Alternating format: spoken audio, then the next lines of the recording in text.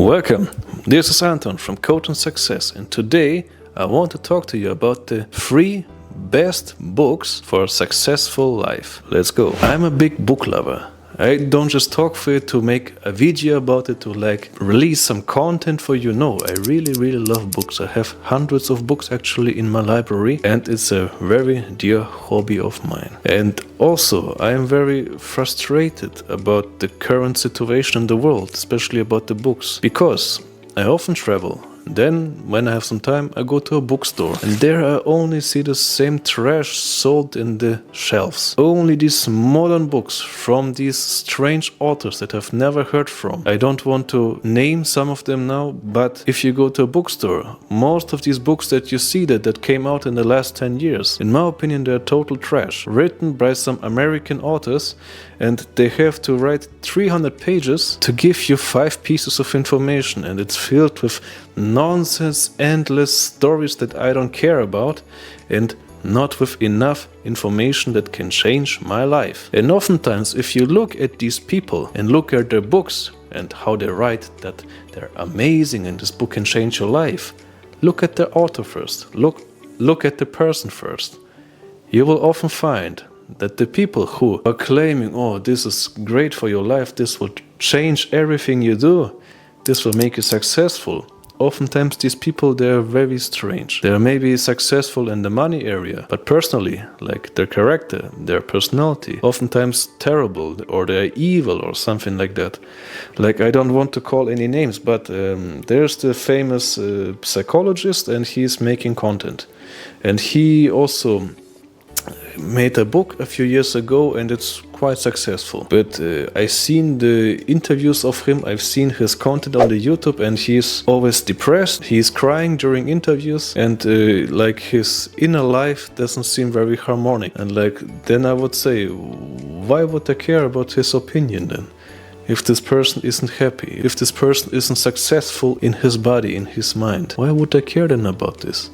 What's the point of making a little bit more money but staying unhappy, staying depressed or something like that? So we also have to remember, success is not only how much money you accumulate, it's more about how happy are you, how blissful are you, how loving are you, how happy is your daily experience.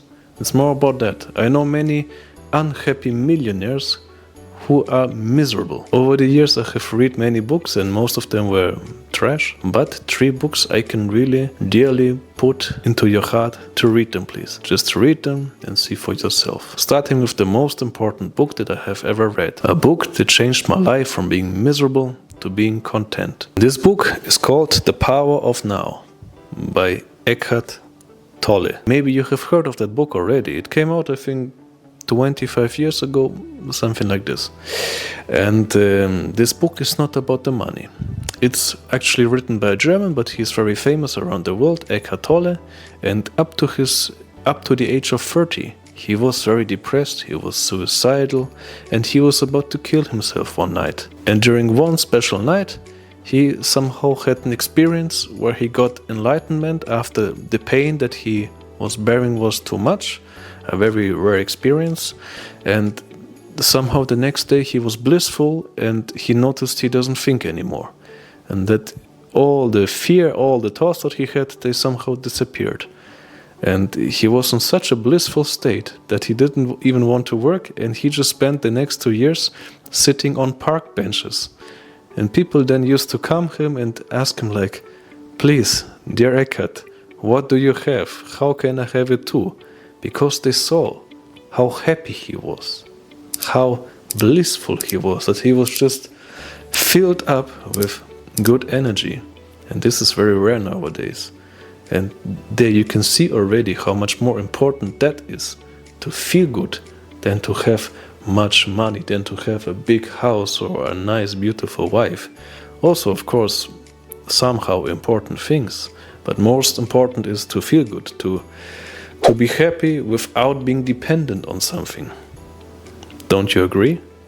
And anyways, in this book, Eckhart talks about our mind, our ego, and how it keeps us unhappy. How our thoughts, how our identification with our thoughts, with our pain, how they make us miserable and how to get free from that.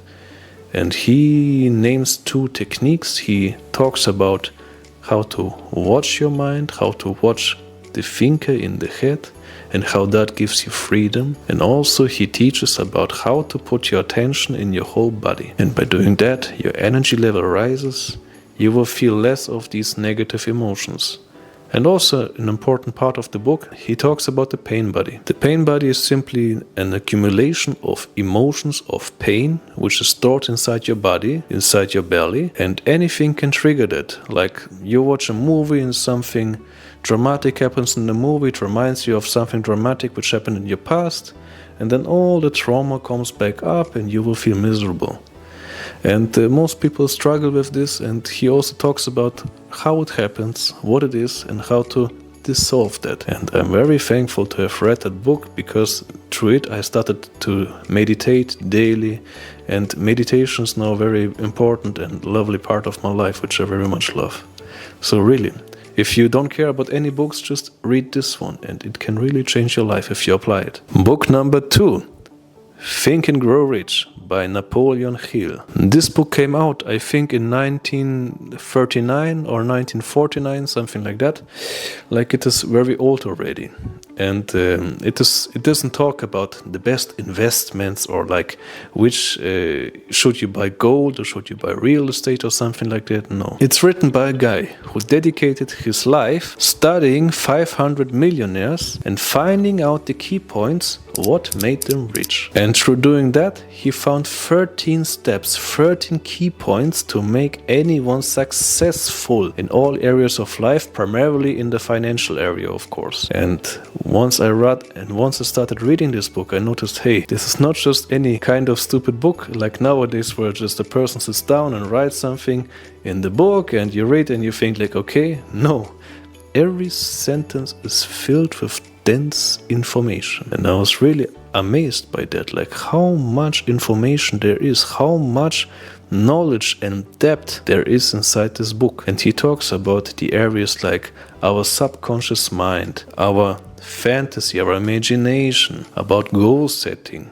Like, there's also very much spirituality. It's not only about like doing much business. No. It's mostly spiritual, but in a way that can guarantee you success in all areas of your life. And this is all I want to say for it now. It's just packed with information that you won't find in other books easily. Read it. There's a reason why it's so famous, why it has been so famous for almost a century. Just try it out. And the third and last book, which I also recommend, which is very easy to read, The Power of Your Subconscious Mind by Joseph Murphy. Now, this book is also very famous, and it has been written around 60 or 70 years ago, and it's also a bit similar to Napoleon Hill's book, but it talks mostly about our subconscious mind, what it is, like what function it has, and how it can help us to achieve anything we want regarding love, regarding health, regarding money, and other aspects of life.